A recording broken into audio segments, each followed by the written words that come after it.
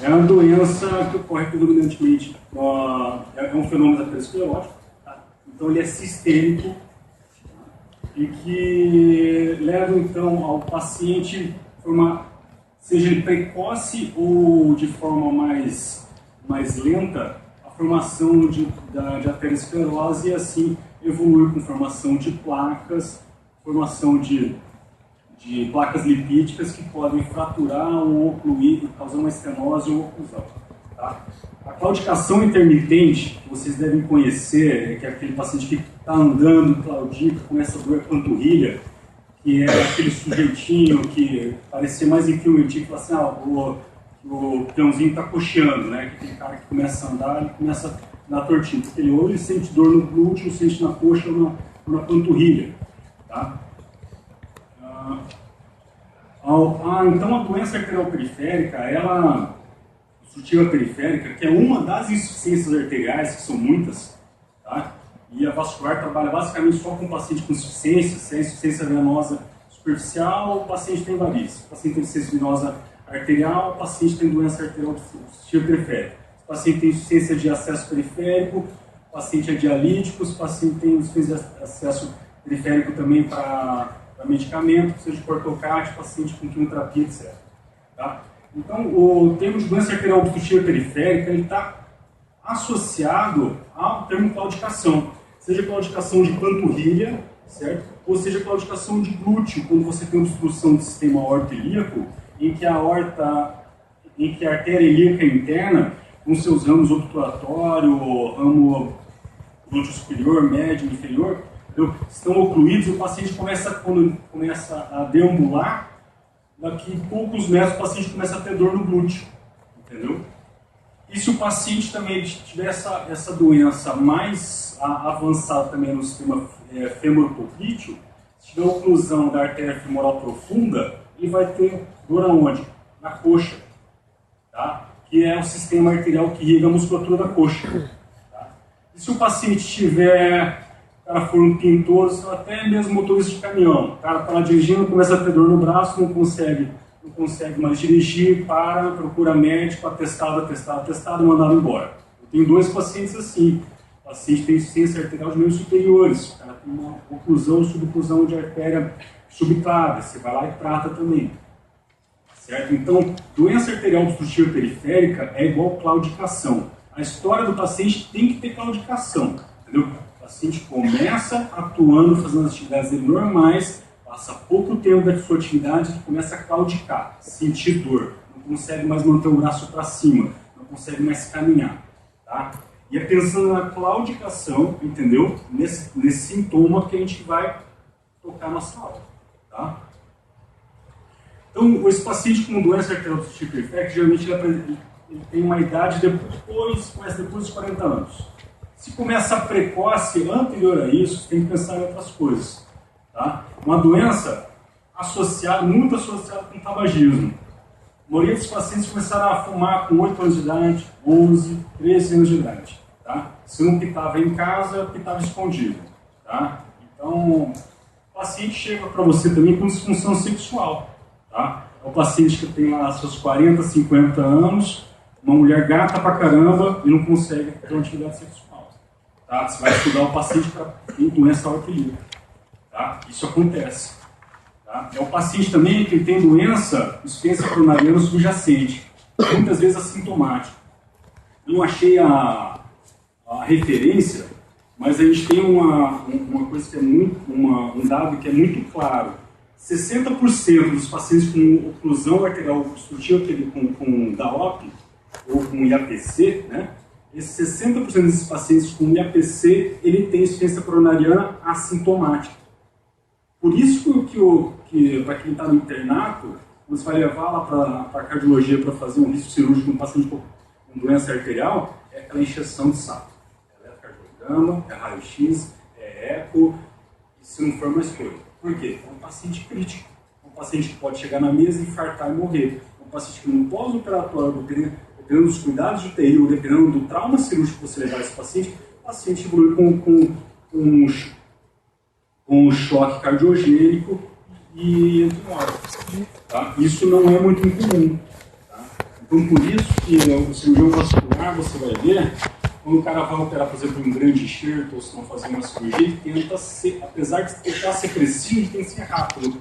E quanto menos tempo o paciente estiver numa mesa cirúrgica, entendeu? Menor é a chance do paciente evoluir por complicações, perda de sangue, etc. Tá? Nesse paciente com doença arterial, tá? Com insuficiência arterial, se acontece nós vamos pensar em algumas etiologias. Dentre elas, a doença cirúrgica, que é a tendinite obliterante, que é uma vasculite arterial. Você não tem necessariamente você não tem uma aterosclerose precoce. O que você tem é perda da elasticidade da artéria, e assim a artéria, como ela perde sua complacência, perde complacência, ela está inflamada, ela fica mais fina, certo? Ela fica uma artéria filiforme, que ela está mais sujeita a trombose.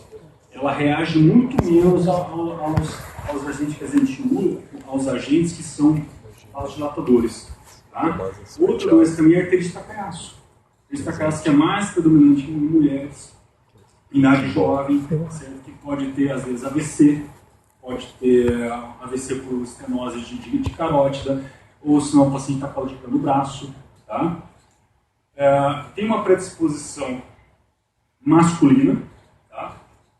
E quando acontece em mulheres, geralmente associado a distúrbios inflamatórios reumatológicos, tá? Um acidente de renal primária, certo? A vasculite associada a lúpus eritematoso sistêmico e a arterite Takayasu. Tá? Então, como eu falei para vocês, uma doença a insuficiência arterial periférica é igual claudicação.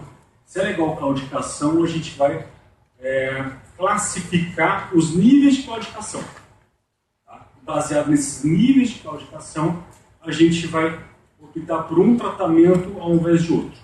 Tá bom?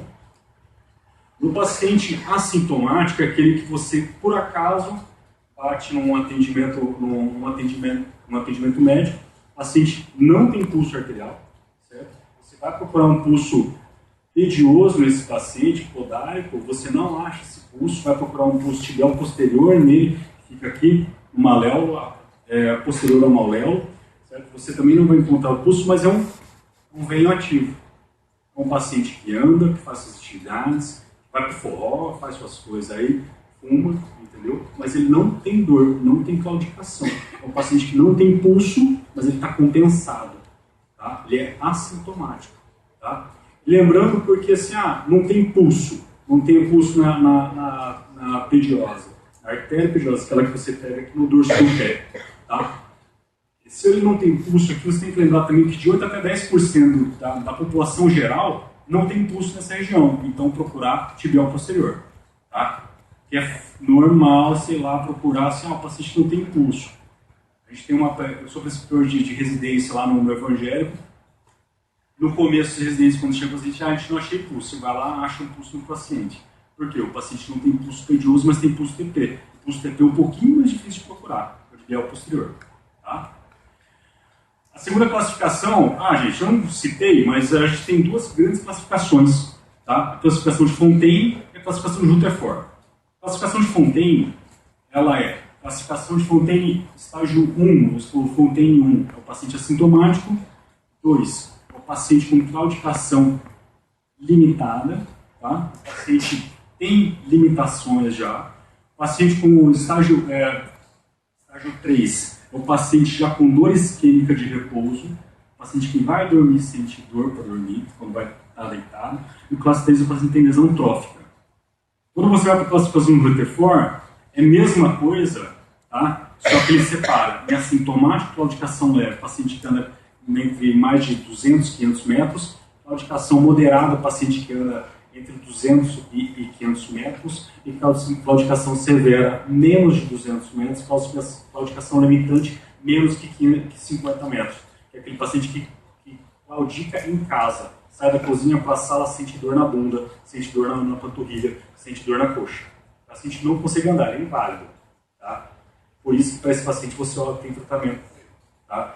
Paciente daí com categoria 5, categoria 6, que difere do paciente com estágio 6, 4 da a classificação de Fontaine, porque esse paciente ele tem lesão, que ele classifica em lesão de 1 centímetro até 1 centímetro, que seria o Rutherford 5, assim com mais de 1 centímetro, Rutherford 6. Tá? Então, o paciente estágio 2, a classificação de Fontaine, aquele paciente tem a claudicação limitante. Tem a claudicação leve, ou se não uma claudicação moderada, é aquele paciente que não tem pulso e é aquele veinho que está andando para descansar. Tá? Se ele não para para descansar porque está ofegante por doença pulmonar obstrutiva, por insuficiência coronariana, porque está cansado, o coração não aguenta, está com dor na perna, e o velho fala assim, doutor, tem varize. Não é varize. O paciente tem dor mesmo porque o cara está claudicando. Ele anda lá seus 200, 500 metros, para descansar enquanto o povo está tocando as coisas. Tá? Classificação de Fontaine, estágio 2, ainda tem claudicação ainda, que é o 2B, é o paciente de claudicação limitante ou severa, né? Que é o paciente, como eu falei para vocês, que é limitado. É aquele paciente que não sai de casa, tem dor, tem a muleta do lado dele, certo? É polimedicado, usa analgésico, usa medicamento, um monte de coisa. Às vezes bate lá no coió do posto lá que dá remédio para varizes para ele lá, porque não examinou, não viu a perna direita do paciente, não viu o problema dele, entendeu? É um paciente que invariavelmente, se ele não cuidar direito, vai aparecer uma ferida nele, tá? Vai aparecer uma ferida, porque ele tem um insuficiência arterial periférica, e dele já está avançada, porque ele não consegue mais sair de casa por dor, tá? Então esse paciente que ele tem doença arterial obstrutiva periférica, esse paciente está limitado em casa, esse paciente que quando vocês saírem daqui, quando vocês estiverem atendendo um posto, um pronto-socorro, etc., é o que tem maior chance de bater para vocês. O paciente chega, é o velhinho que tem dor. Ah, dor e é velho? Tem dor nas costas. Tem dor de pé. Tem dor porque o paciente tem insuficiência muscular. Né? Tem panturrilha flácida, então ele sente dor e inchaço na perna. Ele tem insuficiência arterial também, tem a tal do neurogênio ciático, etc. Tá? Então é um paciente que você tem que tomar cuidado para examinar. Tá? E um paciente aqui, ele chega nas classificações mais avançadas. Tá? É o estadio 3 da classificação de Fontaine, que é o paciente com dor em repouso. É o VI que chega para você e fala assim, doutor, não consigo dormir com dor na perna. A perna dele não é inchada, a perna dele não tem varizes. Você tem varizes, ela não pode até às vezes ter uma úlcera flebopática, mas enfim, é uma ferida. Tá?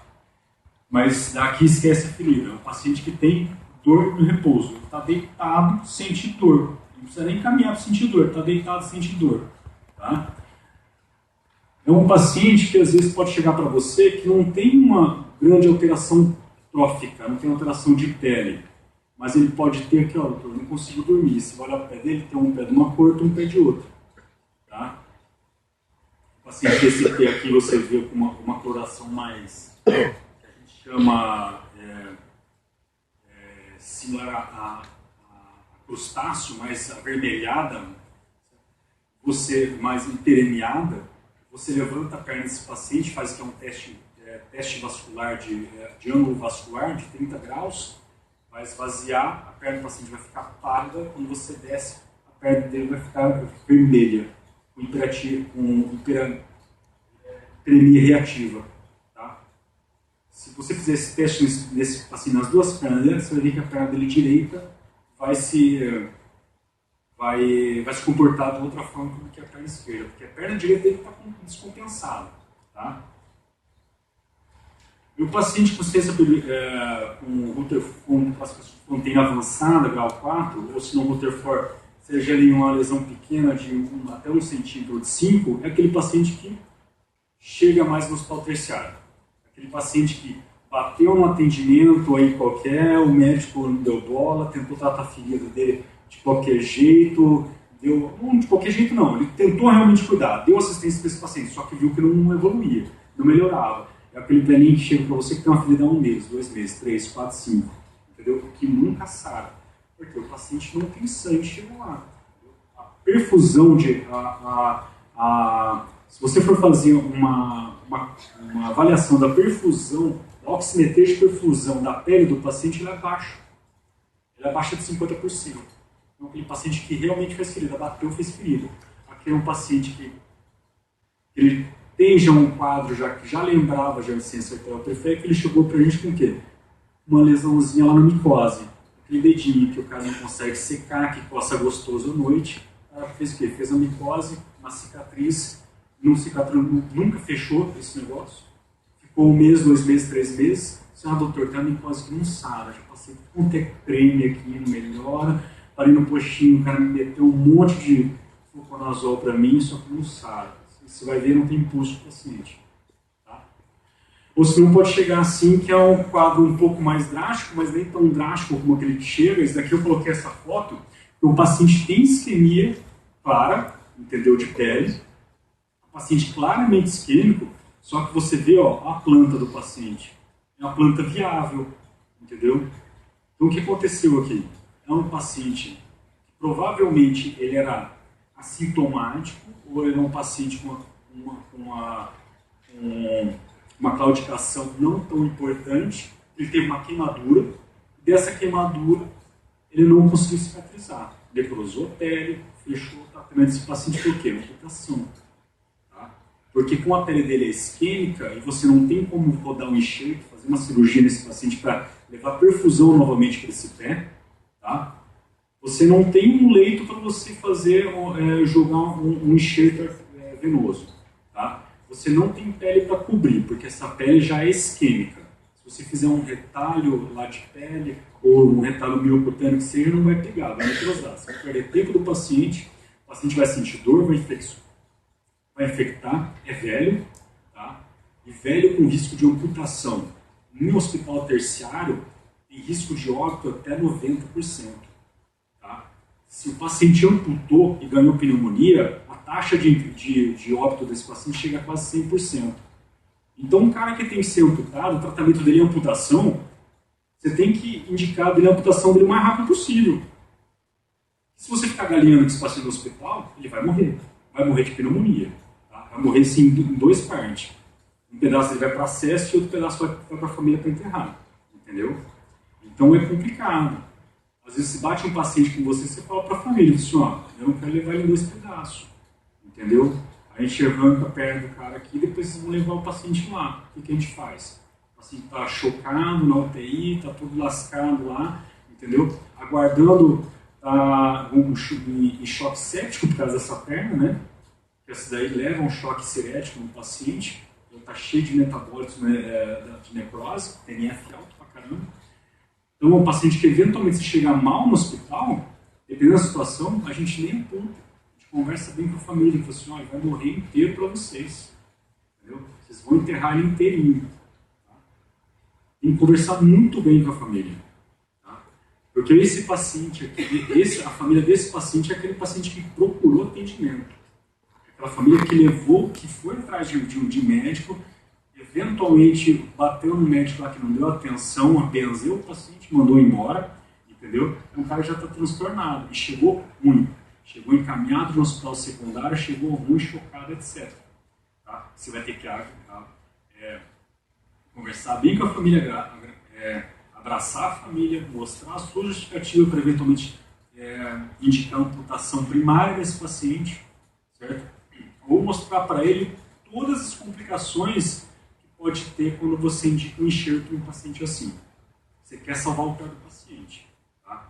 Mas uma discussão que sempre tem na vascular é o seguinte, ou você salva um pé ou você salva uma vida.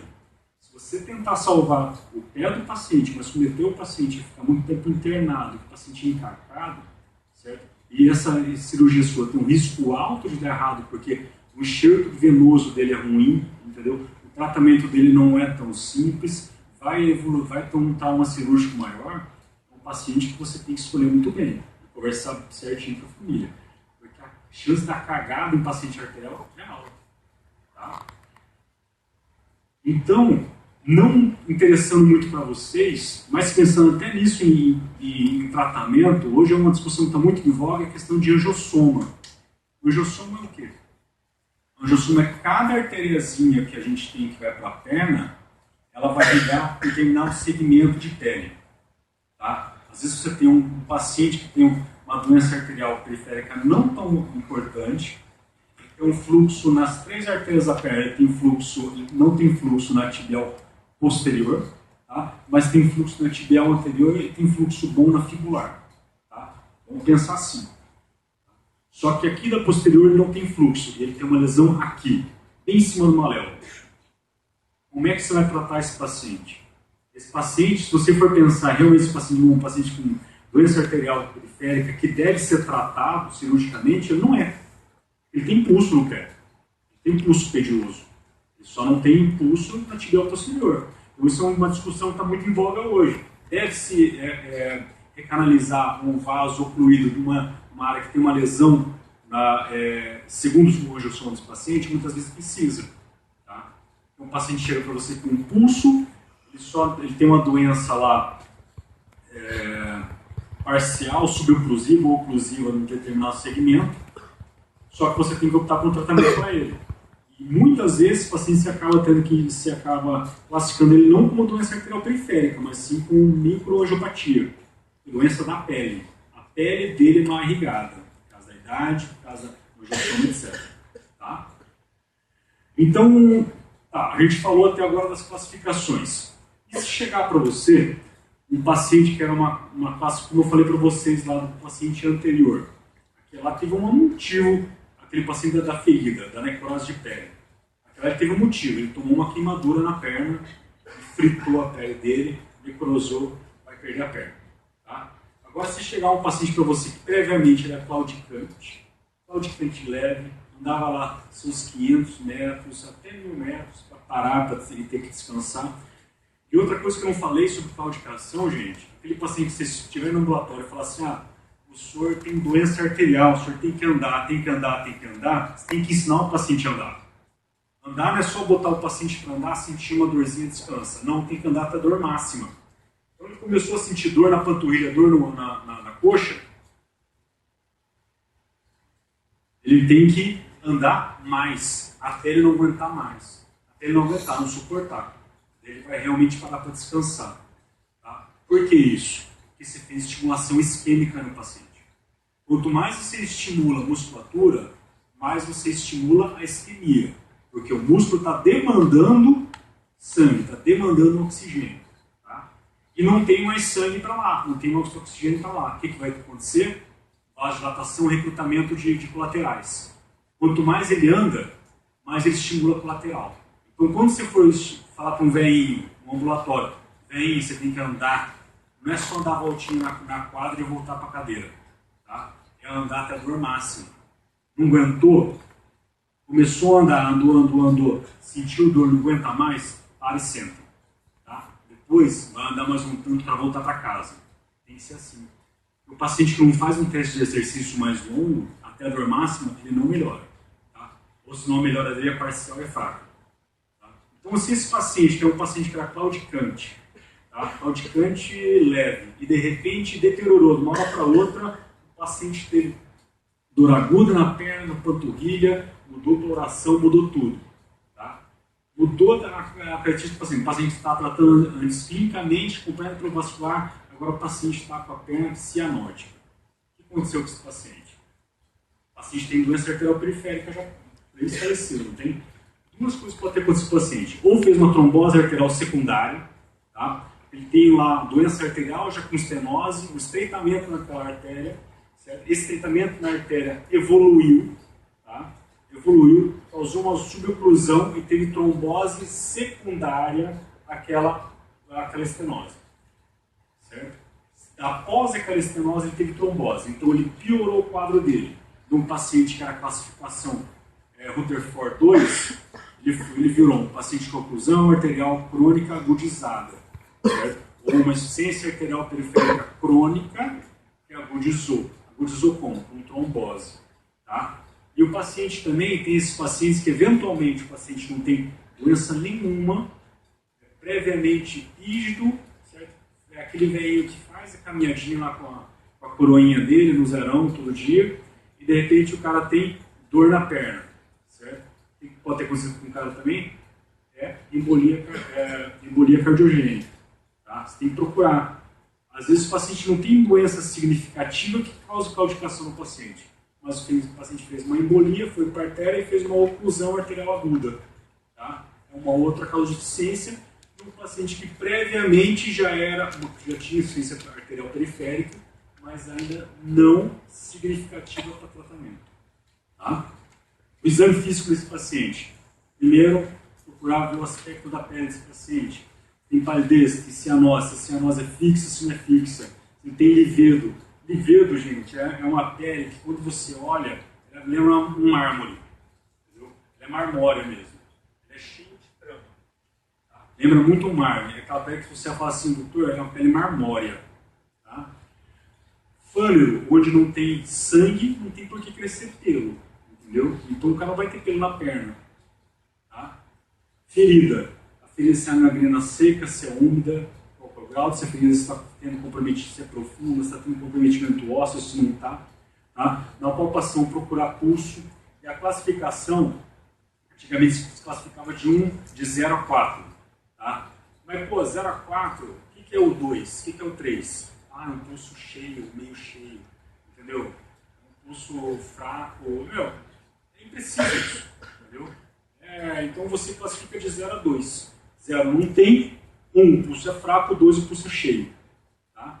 A classificação agora é essa, e essa é a recomendação pela sociedade brasileira, essa é a recomendação pela sociedade internacional. Tá? E sempre quando você for fazer a avaliação de pulso, isso é uma coisa que o Dr. Domingos falava muito. A avaliação de pulso você não faz só palpando uma artéria só, você palpa as duas. Tá? E se tiver dúvida, se estiver palpando lá, se ficou com dúvida ainda, palpa a sua artéria radial, você está pegando a sua artéria, o seu pulso. E eventualmente você achar assim, eu não sei, estou com dúvida, cruza. Palpa com a sua mão cruzada, porque às vezes você está se enganando. Tá? Isso no começo. Tá? Com o tempo você pega a prática e fica tranquilo. Tá? Hipotermia também, uma perna mais hipotérmica que a outra. Tá? Uma perna está mais hiperêmica que a outra. Tá? E enchimento capilar. Enchimento capilar, gente, não é um teste, não é uma coisa muito importante no exame físico do paciente. Não é tão valorizada hoje em dia. Tá? Mas é uma coisa que você tem que saber, que é enchimento capilar acima de 3 segundos ou menor que 3 segundos. É um elefantinho, 2 elefantinhos, 3 elefantinhos. Tá? E a ausculta. A ausculta aqui é importante, gente, no caso de sopro. Tá? Sopro, se você tiver uma doença supraórtica, carotídea principalmente, vocês têm que treinar para fazer ausculta. Tá? Sopro, eventualmente, também para você, às vezes, quando você estiver examinando o paciente, por acaso você coloca o espeto na artéria femoral do paciente e sente como um sopro. Por acaso você vai auscultar o abdômen do paciente e você sente um soprinho. Você pode ter uma estenose de veia mesentérica, de artéria mesentérica. Tá? Agora, renal, esquece, nunca vai pegar. Tá? Se tiver estenose de veia renal, com ausculta. Mas mesentérica, um paciente muito magro pega. Tá? Quando eu estava aqui no internato, não foi antes do internato, chegou um paciente aqui que foi encaminhado numa cidade pequena aqui da Redondeza, e que o médico auscultou um sopro no abdômen do paciente, no epigastro. Pô, o cara mandou lá da puta que pariu aqui para fazer um sopro no epigastro. Que merda é essa? O cara foi lá e disse, vamos valorizar o exame do cara. Fez um Doppler, achou lá uma estenose, uma velocidade de pulso uma velocidade de fluxo histórico alta, eu vi lá uma estenose mesentérica do paciente. O paciente nem tinha claudicação mesentérica, tá? Não tinha nem nada para isquemia mesentérica crônica. Mas na época o pessoal resolveu tratar e foi legal. Tá? Material que a gente usa depois do exame físico, um que a gente usa é o sonarzinho. O sonar. É o mesmo sonar que é usado para obstetrícia, só que ele tem o probe dele é menor. O probe dele é mais fino. O sonar, quando você pega o sonar da gineco, é um sonarzão grosso para procurar o BCF, o batimento cardíaco fetal. Tá? O nosso é fininho. Tá? Ele compara a pressão arterial sistólica mais alta, tá? Obtida nas artérias distais, tibial anterior, tibial posterior, tá? Com a pressão sistólica mais alta das braquiais. Tá? Você pode ainda fazer uma classificação segmentar nesse paciente. Em vez de colocar o manguito, depois eu volto aqui, o manguito no tornozelo do paciente, você colocar o manguito na coxa. você vê se tem doença no segmento entre a coxa e a perna. Você pode colocar logo abaixo do joelho. Você vê se a doença do paciente é abaixo da perna, do joelho para baixo. Então você vai fazendo essa ausculta e vendo como que é o ITB desse paciente. A relação é simples. É a relação entre a pressão arterial sistólica distal com a pressão arterial sistólica da perna, do braço. Tá? E o ITB ainda é unanimidade. Tá? Ainda é unanimidade porque ele é uma ferramenta de triagem muito simples, barata, e você consegue fazer, com a triagem e encaminhar o paciente para um ambulatório para tratamento. Tá? Como é feito, como foi para vocês, coloca um manguito no tornozelo, procura o pulso com o Doppler, enche o manguito, certo? Enche o manguito até um valor alto, depois começa a desinsuflar. Quando você começar a pegar o fluxo, aí você para. Tá bom? Você vai pegar esse valor mais alto e dividir ele pelo valor mais alto da braquial, quando você pegar também um Dopplerzinho, sonar. Tá? Esse índice ele é triagem. Tá? O tornozelo braço ele é triagem. Tá? Ele é triagem. E como ele é triagem, classificado já com o American College Association, Foundation e o American Heart, eles conseguiram classificar o paciente que tem um índice entre 0,9 até 1 e pouco, é um paciente normal, certo? Aquele que tem 0,9 até 1, ele é limítrofe, abaixo disso o paciente já tem doença arterial estabelecida. Tá? Se o paciente tem um índice muito alto, acima de 1,4, é aquela artéria que não é compressível. O manguito não consegue apertar essa artéria. O manguito não consegue comprimir essa artéria. Você insufla 300, você continua ainda auscultando o pulso nesse paciente. Tá? É um paciente que, se for pegar o raio-x do paciente, ele tem doença que a gente chama de doença do Montgomery. A artéria do paciente é difusamente calcificada. Isso aqui é um raio-x. O paciente com a artéria difusamente calcificada. Tá? Se você for pegar, às vezes, um Doppler desse paciente, o Doppler do paciente você vai ver que toda a camada média desse paciente é calcificada. Tá? Você tem lá o que a gente chama daí, sombra acústica nesse paciente. Às vezes a onda, você não consegue pegar Doppler nessa artéria. Tá? E o ecodoppler, cara, é um outro instrumento que cada vez mais ele acaba sendo um instrumento primário, assim, de leito mesmo. Tá? Eu mesmo tenho um Doppler desse aqui, que é o Titan, que não é o modelo mais, atualizado, mais novo, que é da Sonosite. Ele é um Doppler portátil, que eu carrego numa mochila, certo? E vou lá, carrego a mochila, vou lá no leito do paciente que tem alguma coisa, então eu vou lá e vejo. Tá? É um paciente que tem uma doença X dialítica, então eu vou lá e já vejo a veia do paciente. Tá? E qual que é a sensibilidade desse exame aqui? Por isso que ele já é exame de base de leite, de exame para o vascular já fazer a beira do leito do paciente. Porque a sensibilidade dele é de 95% para estenose e 92% para oclusão. Só a pura e simples avaliação com o Doppler, depois que você examinou o paciente, passou o Doppler, você já viu que o paciente tem oclusão, tem estenose. Tá? E a mesma especificidade alta também para essas doenças arteriais. Tá? Ele consegue fazer análise topográfica de onde está o estreitamento, onde está a estenose, qual que é a condição da placa, se é uma placa mais calcificada ou uma placa mais lipídica, certo? Você consegue fazer a avaliação espectral do tipo de onda, se é uma onda que depois eu vou mostrar para vocês que trifásica, tetrafásica, bifásica, monofásica ou sem onda nenhuma. E essa daqui é o tipo de onda. Onda trifásica é essa daqui, ó.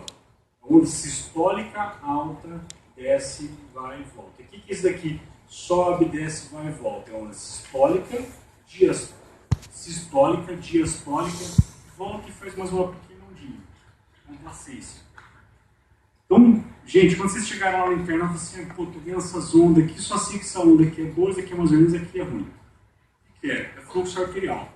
Um fluxo arterial sistólico, o sangue vai para frente. Ele volta um pouquinho, o coração está relaxando, diástole, vai mais um pouquinho para frente. Volta, complacência, vai. É isso.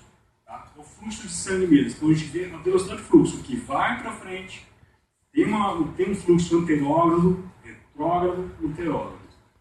Anterógrado, retrógrado, anterógrado. O sangue não para. O sangue ele não vai só para frente.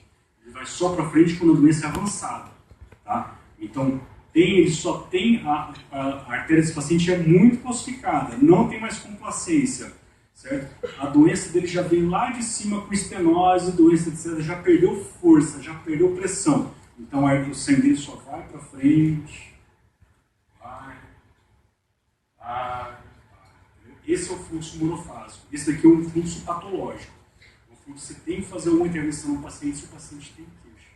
Tá? Outro método de diagnóstico, mas já pensando em tratamento, é a angiografia. Essa aqui é a angiografia daquele paciente que você precisa dos 2 pés. Tá? O paciente só tinha aquele pé direito dele que estava mais ou menos, mais hiperemiado, com dor, que queixava mais. Tá? Mas, ó, na arteriografia, lá em cima, junto às artérias renais, não tem nenhuma doença arterial. Na aorta, não tem nenhuma doença mais significativa. Na ilíaca direita, na ilíaca comum direita, já tem uma estenose significativa. Tá? Essa estenose significativa do paciente, aqui ela é pérvio, tá? Aqui não dá para ver muito bem, mas é pérvio, tu passou o fio aqui. Tá? Essa doença hemodinâmica significativa aqui, ó, é o clui na externa, ela por colaterais da interna reenche a comum, tá? E da comum oclui de novo. Aqui é ramos da profunda, tá? Aqui por volta, ó, profunda. Profunda dele aqui, um reenchimento bem lento, uma artéria toda doente da femoral superficial e reenche lá embaixo, tá? Na femoral superficial, no terço médio, um segmento curto, depois oclui novamente, depois vem para nova oclusão, e aí de baixo você não vê mais nada. Tá? Esse paciente que foi optado para ele na época, o velhinho era rígido, ele fumava uns cigarrinhos de corda lá no 1º de maio, mas ele era bonzinho, ele tinha um status bom. A gente optou por fazer um enxerto aórtico nesse paciente. Tá? O paciente SUS, não dá para a gente pensar outra coisa, mas tinha oclusão. A primeira indicação desse paciente não é reclinização endovascular, é enxerto. A gente fez enxerto aorto bifemoral nesse paciente. Fizemos ainda a arteriectomia da artéria, que é a limpeza de toda a placa, certo? E daí, desse ponto, a gente desceu o enxerto lá para baixo, na perna dele. Tá? Mas a gente fez em 2 tempos. No primeiro tempo, cirurgia aorta, no segundo tempo, da perna. O velho aguentou bala, está andando bem. Tá? Hoje, um outro método diagnóstico que também já serve para você pensar no tratamento e é excelente para você aferir e fazer medidas para você fazer um bom planejamento é a angiotomografia. Quanto maior o número de canais, melhor a angiotomografia. Tá? Esse paciente aqui é um paciente nosso que ele tem um aneurisma justa-renal. A gente teve que fazer a gente fez tratamento por endovascular nele, com uma técnica que é chamada de chaminé, certo? Teve sucesso, mas o velho não vai ter pneumonia. Tá? 76 anos. Dá para você fazer um planejamento muito bom quando você pega essa tomografia e avalia um software que chama Osiris, que é esse daqui, certo? Que você pega a tomografia desse paciente, joga no computador e você consegue fazer a avaliação tridimensional dessa tomografia. Você consegue fazer a avaliação no ponto X, Y e Z. Excelente, porque daí, nesse caso, esse paciente aqui é um paciente com uma oclusão na origem da carótida comum esquerda. Eu coloquei esse daqui, não é nem porque ele está no braço, é porque é recente. Caso meu recente, eu coloquei aqui, tá? E ela não tinha nenhum acesso embaixo dessa paciente. Não tinha nenhum acesso femoral para a gente tentar o tratamento endovascular dessa estenose aqui, que causou nela um AVC menor. Tá? O que a gente teve que fazer? A gente teve que fazer abrir a carótida dela, fazer uma endarterectomia, certo? E fazer a canalização endovascular para baixo. Tá? Mas com aquele software você consegue medir, faz todas as medidas de comprimento do stent que você vai usar, as medidas de diâmetro, ou as medidas da carótida do paciente, como que é a placa, certo? certo? É um bom exame, é um bom instrumento hoje que você tem para te ajudar com o diagnóstico e já a programação terapêutica desse paciente. Tá? O tratamento clínico, como eu falei para vocês, se baseia inicialmente na atividade física. Tá? É botar o velho para andar, saber qual que é a frequência de caminhada, o tempo de caminhada, a intensidade dessa caminhada. O velho que fala para você, doutor, estou caminhando, tá onde? Casa, não vale. Tá? Andando da sala para a cozinha não vai ajudar ele, você tem que tentar estimular ele a sair de casa e fazer caminhada longa até dor máxima. Tá? Eu coloquei essa bibliografia aqui no artigo, que faz aqui que exercícios supervisionados desses pacientes, de pelo menos 30 minutos, 3 vezes por semana, entendeu? Por 12 semanas, se mostrou tão benéfico, entendeu? Na melhora sintomática dos pacientes quando tem 2 e Rutherford 1,3. Então, aquele paciente que era sintomático, certo? Ele tem uma melhora considerável. Tá? Ele conseguiu percorrer uma distância maior. O paciente conseguiu fazer um teste de isquemia maior para a panturrilha dele, para a coxa e para o glúteo. Então, em vez do paciente ser um paciente limitado à casa dele, limitado ao ambiente dele fraterno, ele conseguiu sair um pouquinho, ir até a padaria, etc., fazer uma atividade física. Isso foi bom para o paciente. Tá? O tratamento clínico também envolve o uso de medicamento, como a S-cilostazol, simvastatina e também o uso de clopidogrel, tá? Que é um adesivo plaquetário. Envolve também aquecimento do membro e sempre cuidado com eventuais feridas que o paciente tiver. Sem ter ferida, encaminhar rápido para o vascular para cuidar. Certo? E o tratamento cirúrgico, tanto quanto clínico, até ainda, certo? Ele ainda é regido por normas que já não estão tão, assim, não são tão mais creditadas pelos vasculares, que são normas que foram indicadas pelo TASC 2, certo? Que é um consenso que fez uma tomada de bibliografia, fez uma comissão de vasculares e viu o que é melhor para o paciente com tal doença, o que é melhor para ele com uma doença artrítica, melhor para o paciente com doença femoropolítea, com estenose, com uma oclusão simples, curta, ou com múltiplas estenoses, entendeu? Então, só que hoje, gente, a gente parte, hoje essa classificação, ela impôs para a gente impôs não, né? Ela sugere para a gente que o paciente com esse tipo de doença, entendeu? Por exemplo, porque aqui só como exemplo para vocês, ele é mais interessante para ele o tratamento endovascular se conseguir fazer. Tá? Ao contrário desse paciente, tipo A, tipo B, ao contrário desse paciente tipo C e tipo D, que é mais interessante o tratamento cirúrgico. Então ele propõe para você diretrizes para que você siga o caminho, propõe um tratamento do paciente com maior acerto, que seria endovascular, com maior acerto, seja ele cirúrgico. Mas hoje, gente, nos últimos anos, tem um crescimento tão grande dos dispositivos de tratamento endovasculares, certo? Os dispositivos de fazer a aterectomia, na verdade. Você coloca um catéter que vai passar por toda a artéria, ele vai com uma broca de diamante, ele vai fragmentando essa placa, entendeu? Recanalizar e colocar stent. Então você tem outros dispositivos brasileiros daqui que propõem para você um tratamento híbrido, que é uma prótese de PTFE, que é um material que a gente usa, um material protético, e que na ponta dele ele tem um stent que você vai lá, ele vai diminuir seu tempo cirúrgico, você vai colocar um stent, uma prótese com um stent na ponta dentro de um segmento arterial venoso, e na outra ponta você faz a anastomose. Certo? Você tem hoje outros dispositivos, por exemplo, como esse daqui, para você fazer dispositivos de proteção cerebral, que antes eles tinham uma taxa de embolização muito alta e que eventualmente você não optaria tratamento endovascular, às vezes com uma estenose de carótida, com uma suboclusão de carótida, que hoje eles têm um perfil baixo, entendeu? Uma taxa aceitável de eventos isquêmicos do paciente. Só que ainda hoje, a arterectomia de carótida, ela tem uma melhor aceitação, e melhores resultados. Tá? Isso vai mudando, gente. Então, o que a gente está, não é nem 8 nem 80 para o tratamento cirúrgico da vascular. Seja, é só cirúrgico é bom. Não é. só a endovascular é bom, tal, é menor, o tempo de internação do paciente menor, você propõe o paciente um tratamento com menos cortes, o paciente sai feliz, etc. Mas tem coisa que você não vai conseguir.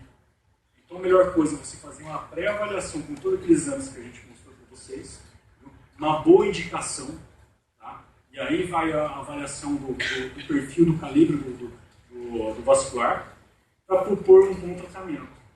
Tá? E o tratamento, gente, não basta hoje em dia você ser um vascular só de cirurgia. Hoje a coisa está andando para você fazer um tratamento cada vez mais híbrido, certo?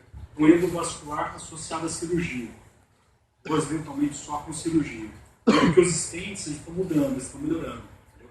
Antigamente a gente tinha, por exemplo, um stent que a gente não podia, nesse momento de dobras, femoral, de coxa, entendeu? De joelho, não tinha nenhuma indicação de você colocar stent, por exemplo. Hoje você tem stent de alta performance, stent não dobra, entendeu? O stent graft, por exemplo, que ele é recoberto de PTFE, ele também ajuda você. Você tem um assistente aqui que ele não aceita só a dobra num trajeto, não só a dobra, mas também aceita a rotação. Entendeu? Então o perfil dos materiais que estão sendo apresentados para a gente cada vez mais traz para essa linha de endovascular. Talvez migre com a cirurgia mista, híbrida mesmo, entendeu? Que vai depender, que ainda depende muito da criatividade do médico. Tá bom? Gente, é isso. Obrigadão.